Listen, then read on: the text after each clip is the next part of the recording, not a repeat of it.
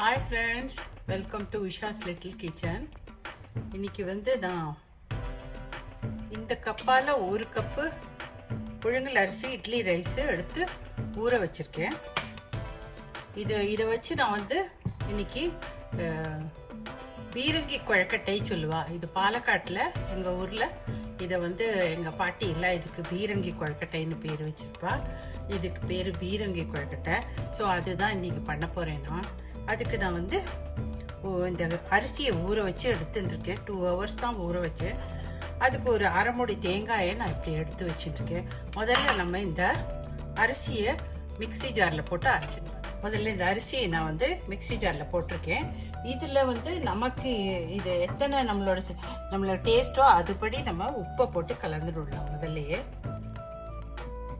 இப்போ இதை ஃபஸ்ட்டு அரைச்சிட்டு வரலாம்.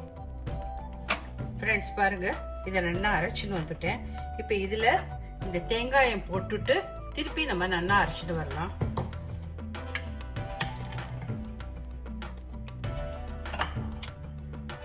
பாருங்க ஃப்ரெண்ட்ஸ், தேங்காயம் போட்டு நல்லா அரைச்சின்னு வந்துட்டேன். இப்போ இது இருக்கட்டும். நெக்ஸ்ட் ஸ்டெப்பு நான் என்ன பண்ணுறதுன்னு சொல்கிறேன். ஃப்ரெண்ட்ஸ் பாருங்க, இப்போ நான் ஒரு பேன் வச்சுருக்கேன். இந்த அரைச்சிட்டு வந்தாச்சு. இதை நெக்ஸ்ட் ஸ்டெப்பு பேன் போட்டு கேஸை ஆன் பண்ணியாச்சு. அதில் நான் வெளிச்செண்ணெய் விட்டுக்கிறேன். இது தேங்காய் எண்ணெய், கடுகு ஒரு ஸ்பூன் போட்டுக்கலாம்.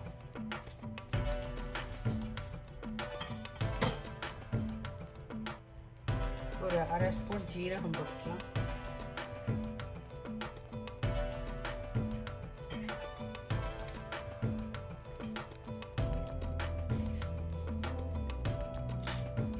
ஒன்றரை ஸ்பூன் உளுத்தம்பருப்பு,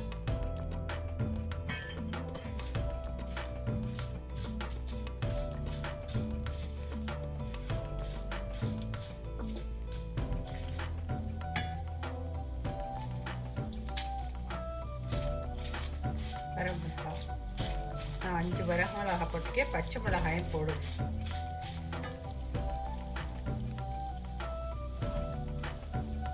கொஞ்சோண்டு பெருங்காயம்.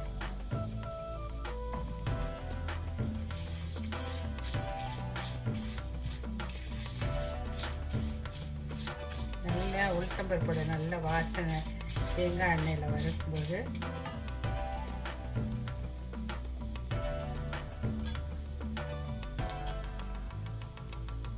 இஞ்சி பச்சை மிளகாய் நறுக்கியிருக்கேன், அதை போட்டு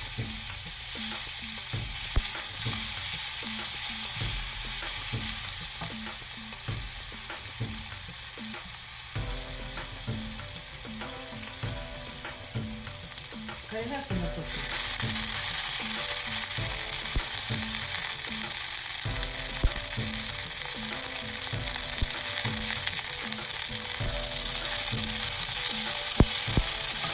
கொஞ்சம் அரைச்சி விட்ட வச்சனமா இதே கொஞ்சம் கழுவி போட்டுருவாங்க.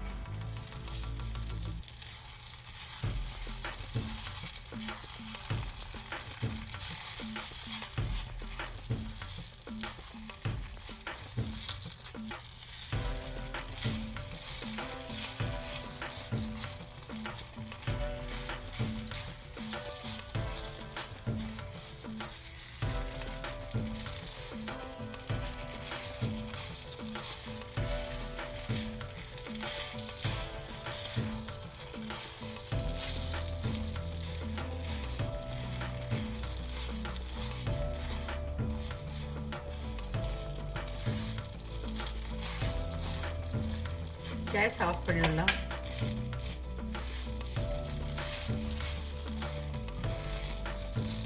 இப்போ இதுவே இன்னும் ஆறினதும் இல்லை, கட்டை ஆகிடும். அப்புறம் நமக்கு உருட்டி உருட்டி இட்லி பாத்திரத்தில் வைக்கலாம். இல்லைன்னா நம்மளுக்கு வேறு ஏதாவது ஸ்டீமர் இருக்கா நம்மள்கிட்ட, அதில் வைக்கலாம். உங்கள்கிட்ட ஸ்டீமர்லாம் ஒன்றும் இல்லைன்னா நீங்கள் இட்லி பாத்திரத்தில் இட்லி வைக்கிற தட்டுலேயே கொஞ்சம் எண்ணெயை தடவிட்டு இதை உருட்டி உருட்டி வச்சுருங்க. இதை நம்ம எடுத்துடலாம். இதை ஆறினதும் நம்ம இதை உருட்டி இட்லி பாத்திரத்தில் இல்லாட்டா ஸ்டீமரில் வைக்கணும். ஃப்ரெண்ட்ஸ் பாருங்கள், நல்லா ஆறி விடுத்து. இப்போ நான் வந்து ஒரு இட்லி பாத்திரத்தில் நல்லா அதை தட்டில் எல்லாம் எண்ணெயை தடவிட்டு இப்போ வச்சுருக்கேன். இப்போ நம்ம இதை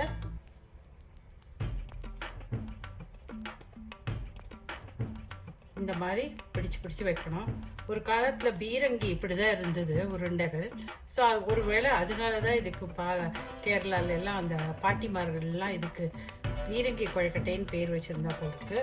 ஸோ இது இப்படி நம்ம பீரங்கி மாதிரி இதை உருட்டி வைக்கணும்.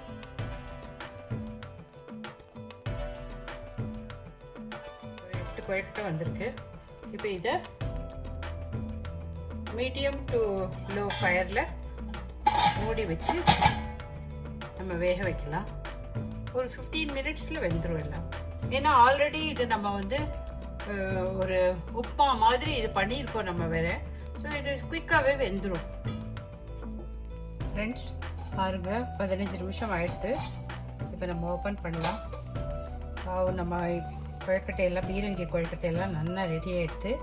இதை இப்போ கேஸை ஆஃப் பண்ணிவிடலாம். இப்போ வந்து இது ஆறினதும் நம்ம இதை ஒரு பிளேட்டில் எடுக்கலாம். கொஞ்சம் ஆறட்டும். இது பாருங்கள், நம்ம பாலக்காட்டு பீரங்கி கொழுக்கட்டை ரெடி ஆகிடுது. இதை வந்து நீங்கள் வந்து இதோட சாப்பிட்லாம், சட்னி தொட்டுக்கலாம். சாம்பார் இருந்ததுன்னா சாம்பார் தொட்டுன்னு சாப்பிட்லாம். இது தேங்காய் சட்னியோட ரொம்பவே நல்லாயிருக்கும்.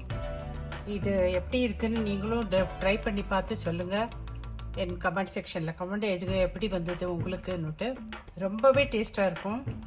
நீங்களும் ட்ரை பண்ணி பாருங்கள். என்னோடய வீடியோ பிடிச்சிருந்ததுன்னா லைக் பண்ணுங்கள், ஷேர் பண்ணுங்கள், சப்ஸ்கிரைப் பண்ணுங்கள்.